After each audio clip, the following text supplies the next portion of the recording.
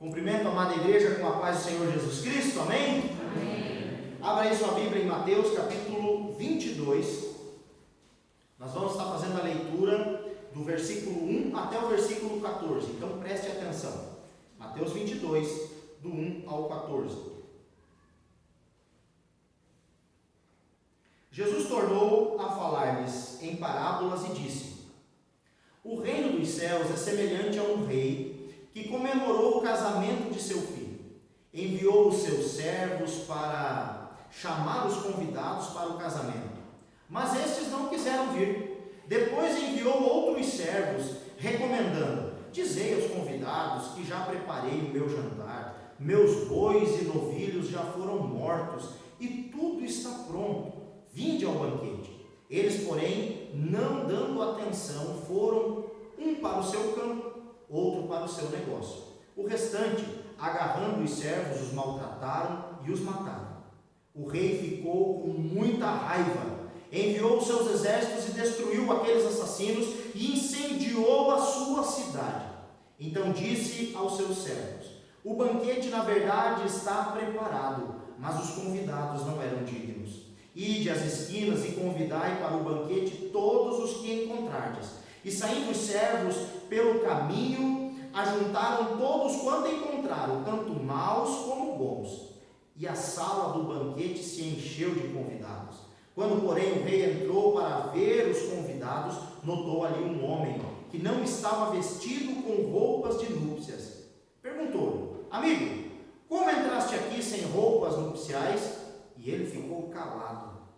Disse então o rei aos seus servos: Amarrai-o os pés e as mãos e lançai-o para fora nas trevas, onde haverá choro e ranger de dentes, pois muitos são chamados, mas poucos escolhidos. Oremos. Pai querido e eterno, fala o nosso coração. Diante nós estamos da Tua palavra, Senhor, a Tua palavra que é, Senhor Jesus, espada, mais penetrante que uma espada afiada de dois gumes. Ó Deus, obrigado pela liberdade que temos de culto. E pedimos que o Senhor traga cativo o nosso entendimento diante, ó Deus, da Tua santa palavra e da Tua santa presença. Em o nome de Jesus. Amém. A parábola das bodas. O convite para a maior festa de todos os tempos. O título desse sermão. O convite para a maior festa de todos os tempos. Como nós lemos aqui, está em Mateus capítulo 22, do versículo 1 até o versículo 14. Nós precisamos entender, irmãos, que muitos dos ensinamentos de Jesus Cristo, eles vieram acompanhados de parábolas. E a palavra parábola, do grego parábole, significa colocar de lado, colocar em observação, lado a lado. O que isso significa na Bíblia? Que no uso bíblico, as parábolas, elas são sempre uma constante comparação entre a realidade natural com uma realidade espiritual.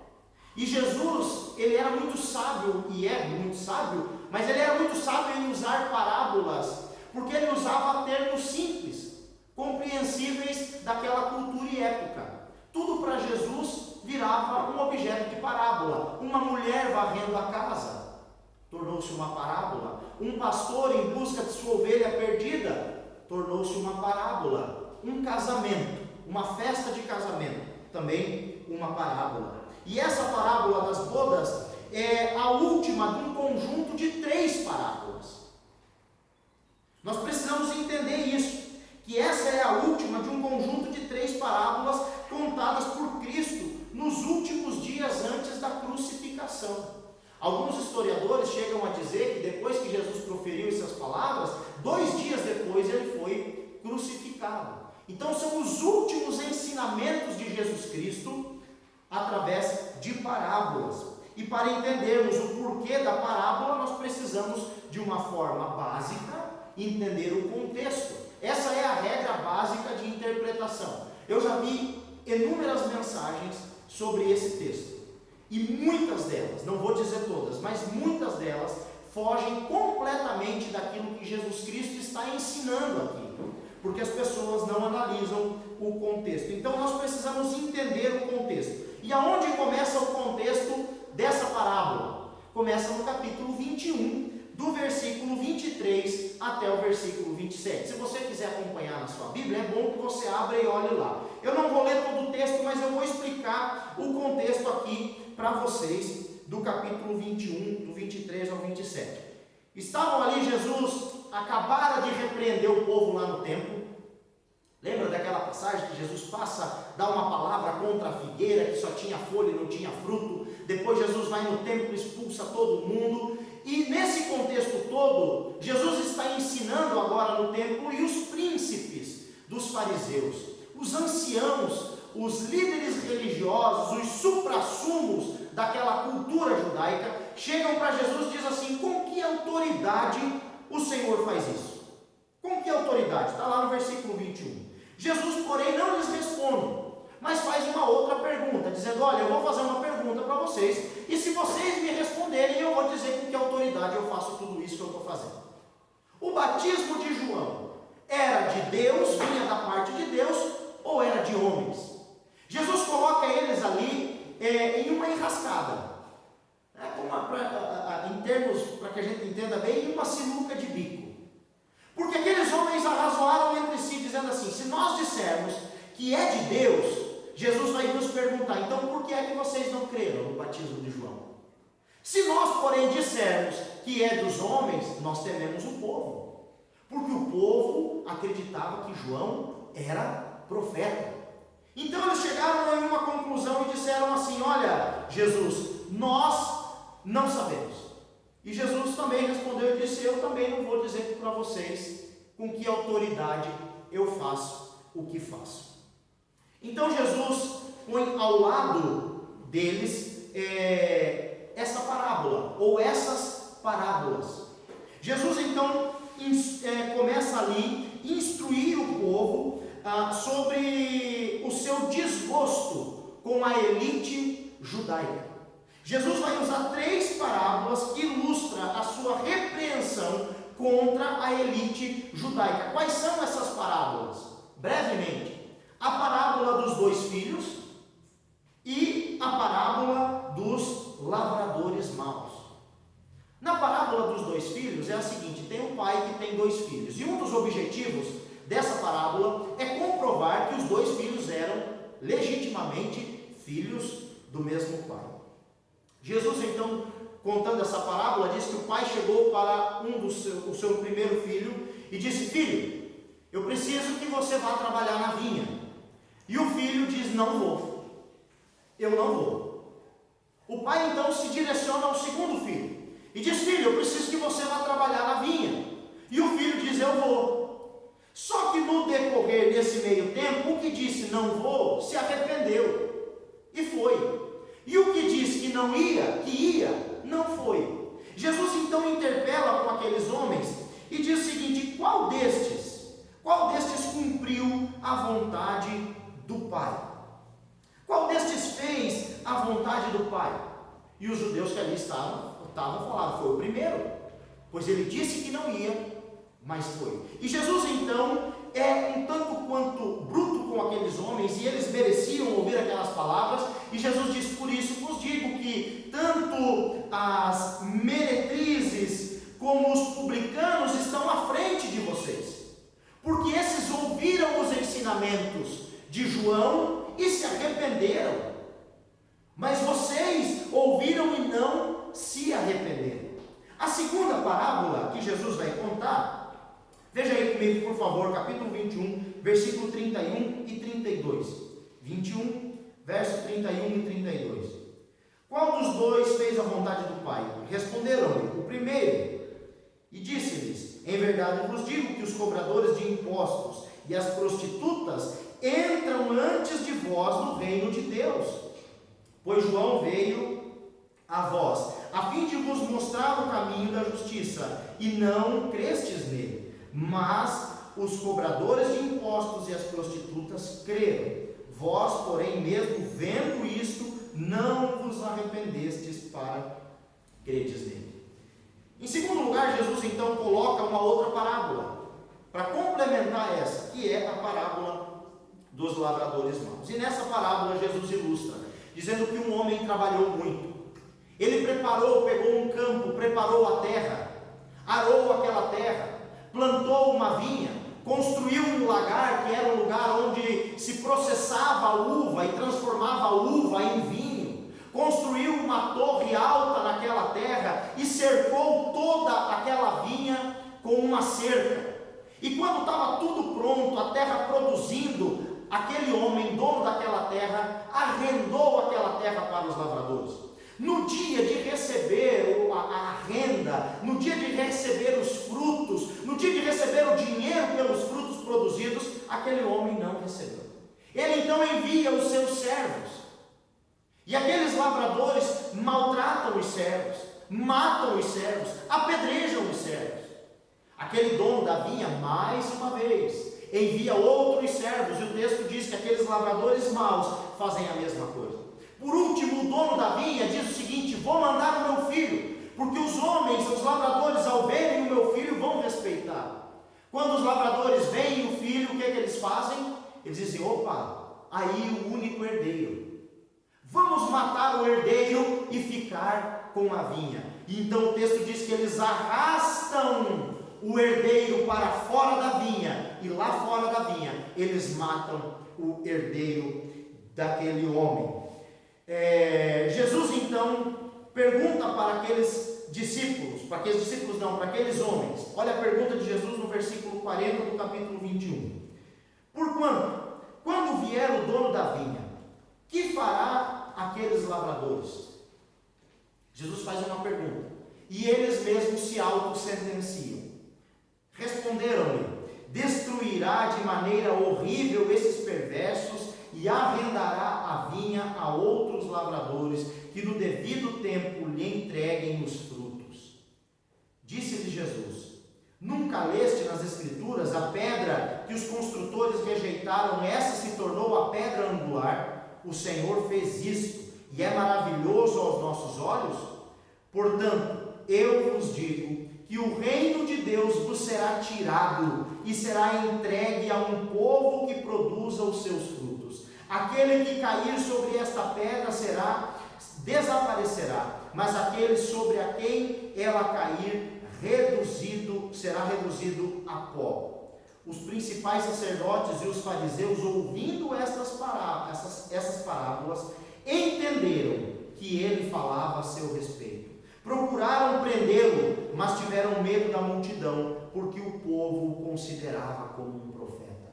Entenda que Jesus usou até aqui duas parábolas. Na primeira, Jesus revelou: olha, vocês, as prostitutas e os cobradores de impostos, entram primeiro no reino do céu, porque vocês não acreditaram no profeta que Deus enviou. Na segunda parábola, assim como Davi caiu naquela peça que Natã pregou, dizendo: um homem tinha uma ovelha apenas, e o outro tinha muitas, e vindo um visitante na casa daquele que tinha muitas ovelhas, aquele que tinha muita matou unicamente a ovelha, tomou a ovelha daquele que só tinha uma. O que é que devemos fazer com esse homem, Davi? E Davi diz: nós precisamos tomar tudo que ele tem e entregar ao outro. E ele diz: foi o que você fez. Você pegou, você tomou Betseba. Agora Jesus faz a mesma coisa. O que é que nós devemos fazer com os lavradores que mataram os servos, não uma, mas duas vezes, de modo terrível? O que é que nós devemos fazer com os lavradores que arrastaram o filho do dono da vinha para fora da vinha e o mataram? E aqueles homens dizem: temos que matar eles de maneira horrível. E Jesus diz: é isso que vai acontecer com vocês, pois é o que vocês estão fazendo.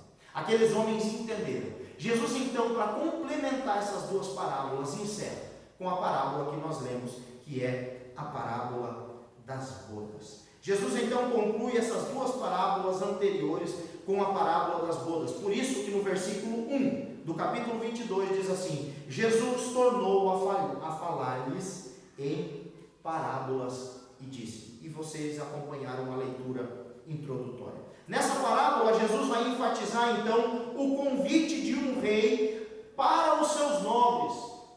E ele enfatiza isso, que é um rei convidando os seus nobres para o casamento do príncipe. Esse convite era feito, irmãos, em duas etapas. A primeira, o convite impresso, a carta. As pessoas recebiam a carta carta e davam o ok para o servo, e o servo voltava e dizia: ó, a família tal vai participar. Em cima disso, o rei preparava o banquete. Em cima dos convidados é que ele preparava a festa. Todos aqueles convidados tinham sido convidados e tinham confirmado presença. Essa é a primeira etapa. Com esse convite o rei então preparava toda a festa. O segundo convite era feito perto da festa começar. O rei mandava os seus servos que iam de novo para aqueles convidados que de antemão já tinham sido convidados, e dizia: olha, já está tudo preparado, já está tudo confirmado, a festa vai acontecer, a festa vai rolar, nós só estamos esperando vocês. E a narrativa do texto diz que aqueles homens não deram bola. Aqueles homens, veja aí comigo o versículo 3: enviou os seus servos para chamar os convidados para o casamento, mas estes não quiseram vir. Aqueles homens não deram atenção. Nós não vamos. Deram desculpas. O rei, ao ouvir isso, manda mais uma vez os seus servos, dizendo: olha, o jantar já está pronto. Eu já mandei matar o novilho cevado. O animal cevado era aquele animal apartado, criado ali no maior cuidado para fazer somente para ocasiões especiais. O rei diz: o churrasco está pronto, é carne boa, tudo do bom e do melhor está servido, eu preparei para vocês, é de graça, venham participar, venham comer do bom e do melhor. Mas aqueles homens, uns deram uma desculpa, dizendo: eu tenho que ir para o meu campo, outro eu vou para o meu negócio.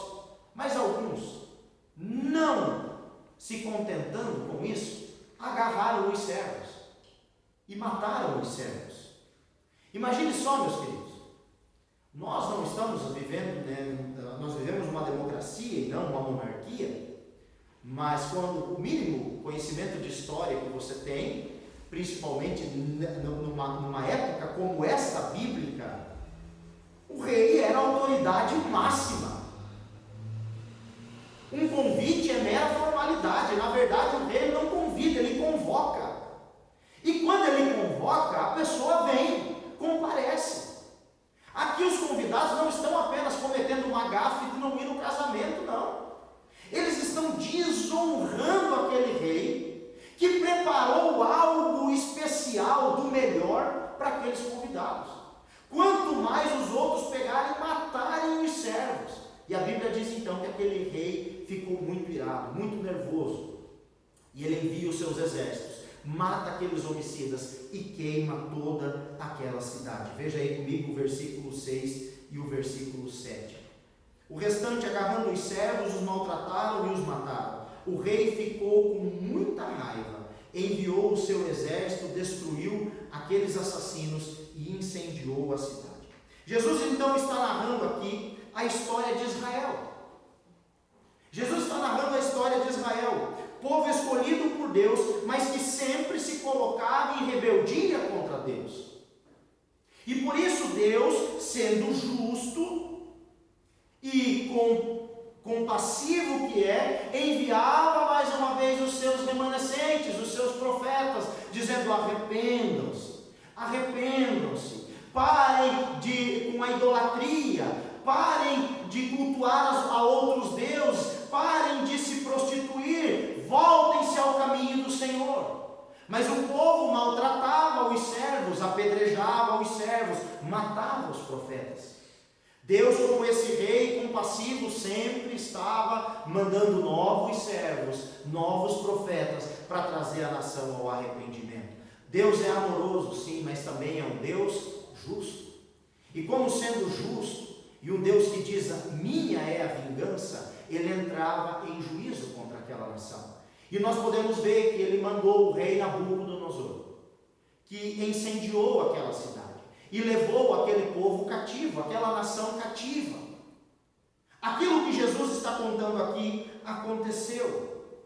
Deus, sendo justo, envia os seus exércitos e destrói a nação, levando os cativos, o cativeiro babilônico. Jesus deixa claro que aquela geração era tão culpada quanto a geração passada. Veja aí comigo Mateus capítulo 23, do 29 em diante. Mateus 23, do 29 em diante. Ai de vós, mestre da lei e fariseus, hipócritas! Construís os sepulcros dos profetas e adornais os monumentos dos justos, e dizeis: se estivéssemos vivos no tempo de nossos pais, não teríamos sido cúmplices no derramar do sangue dos profetas. Assim, vós mesmos confirmais que sois filhos dos que mataram os profetas. Enchei vós, pois, a medida de vossos pais, serpentes, raças de víboras, como escapareis da condenação do inferno? Veja aí agora o versículo 37. Jerusalém, Jerusalém, que mata os profetas e apedreja os que são enviados. Quantas vezes quis eu ajuntar os teus filhos como a galinha junta os seus pintinhos debaixo das asas, e tu não quisestes. Veja 24, versículo 2. Ele, porém, lhes perguntou: não vedes tudo isto? Em verdade vos digo que não ficará aqui pedra sobre pedra que não seja derrubada. Poucos dias depois dessas palavras de Jesus Cristo, explicando para aqueles homens que eles também eram culpados, eles não se arrependeram, mas tramam contra a vida de Jesus, e junto com o traidor Judas, tramam a morte e crucificam Jesus Cristo na cruz como um criminoso. Porém, o plano de Deus não mudou. Nós vemos que do versículo 1 do capítulo 22 até o versículo 10, há um grande convite sendo feito. Acompanhe comigo a leitura do 8 ao 10. Então disse aos seus servos: o banquete na verdade está preparado, mas os convidados não eram dignos. Ide às esquinas e convidai para o banquete todos os que encontrardes. E saindo os servos pelo caminho, ajuntaram todos quanto encontraram, tanto maus como bons, e a sala do banquete se encheu de convidados. O convite do Senhor, o plano do Senhor não mudou. O convite continua. Agora os servos devem sair pelos caminhos e convidar todos aqueles que eles encontrarem, tanto maus como bons. Jesus muda a história.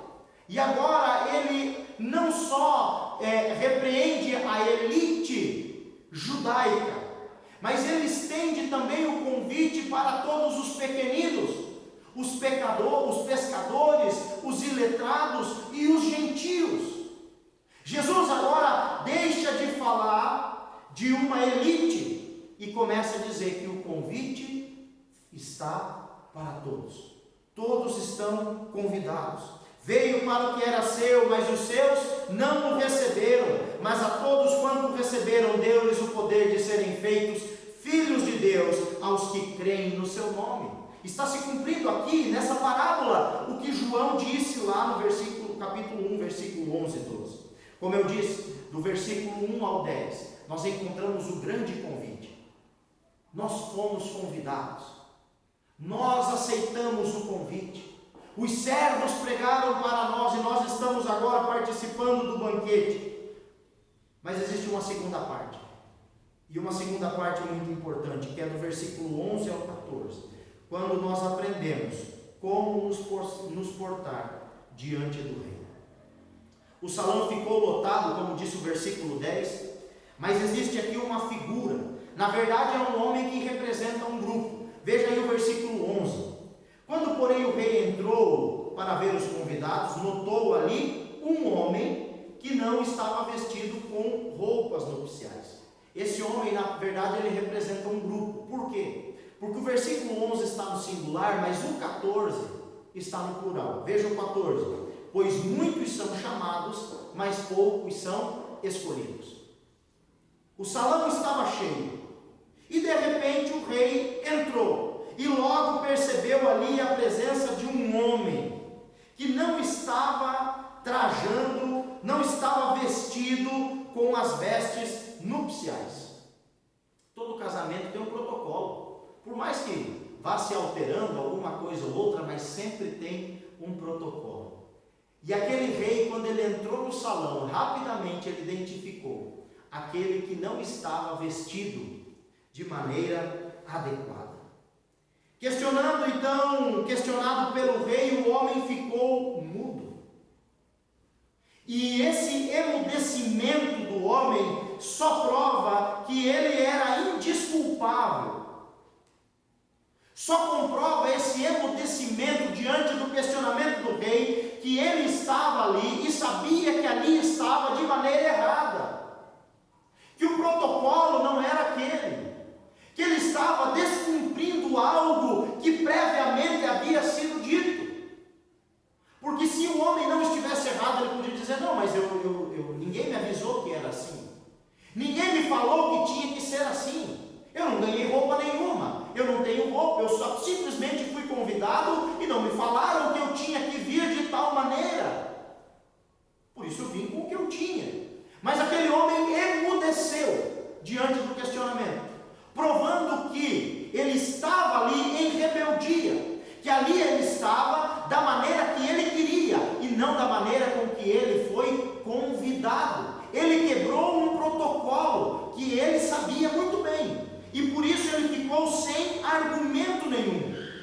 A sua não fala aqui prova que este homem era culpado. Diante do rei ele não teve nenhum argumento. Seu descaso com o convite, com os convidados e com o filho do rei e com o próprio rei não passou desapercebido aos olhos do rei. E isso precisa chamar a nossa atenção. Antes que você entre em defesa desse homem, os comentaristas bíblicos, eles se dividem nesse certo ponto. E alguns dizem assim, não, eles foram convidados e receberam tempo para ir em casa e se vestir adequadamente. E outros dizem, não, o nobre preparou roupas para eles, e eu acredito nisso. Era de costume da época, quando um nobre ou um rei dava uma festa, principalmente um casamento, e esse casamento era aberto para o público mais pobre, de que o rei preparasse roupas adequadas para aqueles que não tinham roupas nupciais, porque era algo muito simbólico, muito significativo. E aquele homem então estava ali descumprindo. O anfitrião dessa festa de casamento era o rei. Sendo assim, aquele homem aceitou o convite, mas quis participar da sua maneira na festa, não se vestindo com a roupa que o rei tinha preparado para ele. E foi então duramente repreendido. O rei mandou os servos atarem as mãos e os pés daquele homem e o lançarem para fora do salão. E aqui nós abrimos uma comparação. Fora do salão, a escuridão, choro, dor, ausência do rei, ranger de dentes. Dentro do salão iluminado, a festa, alegria, comida boa e a presença do rei. O que faz o homem ficar ou não no salão é a maneira com que ele está vestido. Claro que aqui não é uma roupa comercial. No primeiro caso nós vimos então que Deus envia os seus exércitos e mata aquele povo, porque aquele povo não foi digno do convite, negligenciou o convite. E nós vemos acontecendo isso quando Jesus diz para aquele povo, vocês são culpados, no capítulo 23 de Mateus, no ano 70 depois de Cristo, o general Tito invade Jerusalém, queima aquela cidade, queima o templo, mata aquele povo. Foram mais de 1 milhão de judeus mortos. O fogo que incendiou o templo derreteu o ouro que escorreu entre as fendas das pedras, e os soldados então derrubaram pedra sobre pedra para pilhar aquele ouro derretido, cumprindo-se o que Jesus Cristo tinha dito: não ficará aqui pedra sobre pedra que não seja derribada. No segundo caso, quando o rei entra na sala do banquete, vai então e olha os seus convidados e vê que ali está alguém que não está vestido adequadamente, ele também corrige. E qual é a correção do Senhor? Tirar aquele homem ou aquele grupo, porque eles não fazem parte dos convidados. Na verdade, eles não se portam como os convidados. E então a Bíblia diz que lá haverá choro e ranger de dente. E essa é a expressão mais usada no Evangelho de Mateus para se referir ao inferno. Em primeiro lugar, devemos notar que Cristo narrou o passado daquela geração, mas claramente está narrando o presente da igreja e o futuro também. Em segundo lugar, nós precisamos ver como na parábola do joio e do trigo. O joio está crescendo junto com o trigo, mas o dono da lavoura sabe o que é joio e o que é trigo. E no dia da colheita ele vai fazer a separação. Em segundo lugar, o convite nunca foi limitado a um povo exclusivo. Não deu certo para os judeus, então agora vou... Deus, eu imagino, daí o povo pensa assim, né? Deus coçando a cabeça, dizendo, errei. Os judeus não quiseram, agora vou para os gentios. Deus nunca mudou de plano. Você assiste séries na televisão, você sabe que conforme vai o decorrer dos episódios, a gente vai tendo mais revelações do que vai acontecer ou não. Assim há uma progressão na história da salvação. Se você olhar apenas para o Antigo Testamento, parece que Deus só tinha aquele povo e era aquele povo e pronto, acabou. Mas se você olhar nas entrelinhas, Raabe, prostituta nos muros de Jericó, está na genealogia. Se você olhar nas entrelinhas, você vai encontrar Ruth, que também era moabita, e está na genealogia. Você vai achar os publicanos, os cobradores de impostos. Jonas pregou para quem? Para os ninivitas, e eles se arrependeram, e Deus não castigou. Então, desde o Antigo Testamento ao Novo Testamento, nós vemos que o plano de Deus era salvar judeus e gentios que crescem na sua palavra. Em terceiro lugar, Deus puniu com rigor aqueles homens que não deram ouvidos e mataram os seus profetas. Mas em quarto lugar, Deus também castigará os hipócritas que estão no meio da igreja, crescendo como crente, se fantasiando, apenas se mascarando o seu exterior. Em quinto lugar, da nossa maneira, nós vamos até um certo ponto. Pela nossa astúcia, a gente engana os servos, engana os convidados. Mas, meu irmão, uma hora o rei vai entrar no salão. Uma hora o rei vai entrar e nós não sabemos que hora é essa. E quando o rei entrar, ele entra com um olhar de juízo. Ou você vai ser absolvido, ou você vai ser condenado. Em sexto lugar, em um momento definido pelo próprio rei, ele adentrará no salão. E ele vem como um juiz. E somente permanecerão os que estiverem trajados de maneira digna. Para encerrar, talvez esteja perguntando, onde é que eu compro essa roupa? Eu quero essa roupa para mim, porque essa roupa me livra do olhar condenatório do rei. A péssima notícia é que essa roupa não é fabricada por nenhuma indústria ou alfaiate. Não existe um costureiro no mundo que possa fabricar. Mesmo que você possuísse todo o dinheiro do mundo e você não conseguiria comprar, se essa roupa pudesse ser comprada. A boa notícia é que essa não é uma roupa física que pode ser comprada. A boa notícia é que essa roupa representa o sangue de Jesus Cristo que verteu por nós, nos purificando de todo o pecado. A boa notícia é que essa roupa é oferecida como esse convite. Venham ao casamento, está tudo pronto, vistam-se com o que eu preparei para vocês. A boa notícia é que isso foi preparado de antemão pelo Senhor Jesus Cristo, e na Bíblia então nós encontramos que essas vestes brancas se chama justificação. É aceitar aquilo que Jesus Cristo fez por nós na cruz do Calvário. Jesus Cristo justo, que se fez pecado para que fôssemos feitos justiça de Deus. O justo morrendo pelos injustos. A Bíblia diz lá em Malaquias, capítulo 3, versículo 2: quem escapará do juízo do Senhor? O juízo do Senhor vem como o fogo do ourives, e somente escaparão aqueles como o sabão do lavandeiro. Somente escaparão aqueles que foram lavados pelo sangue de Jesus Cristo. Somente escaparão aqueles que foram lavados. Ele é o sabão dos lavandeiros. Somente poderemos suportar o dia do juízo se estivermos sido limpos pelo precioso sangue de Jesus.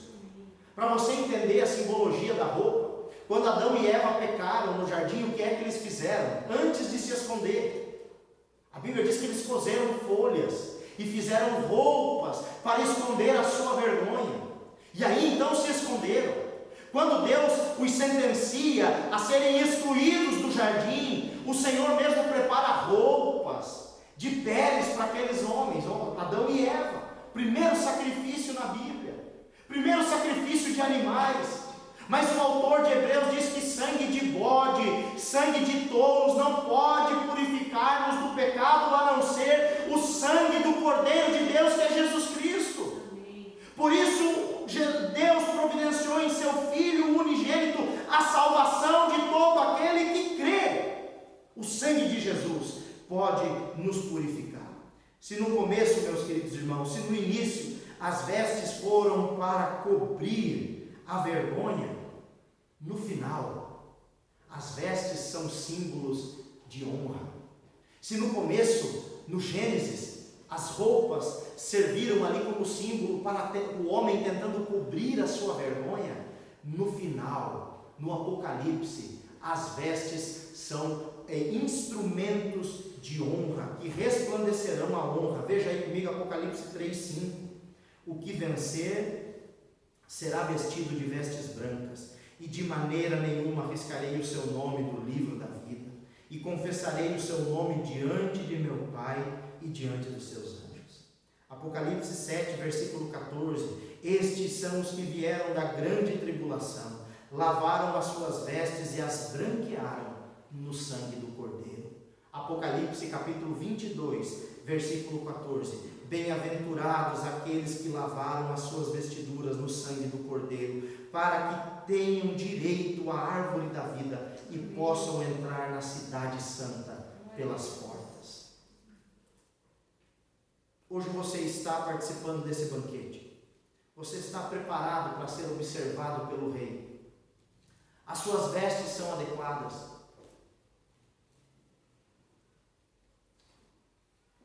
Você ouviu o chamado, aceitou o convite, está aqui. Mas talvez você está levando a sua vida do jeito que você quer. Saiba que uma hora o Rei entrará no salão. E todos aqueles que estão quebrando o protocolo que Ele mesmo determinou, serão lançados fora. Uma coisa é vir como está e outra coisa é permanecer como você está. O chamado que o Senhor tem para nós é um chamado que nos transforma de maneira moral e espiritual, nos torna aceitáveis diante de Deus.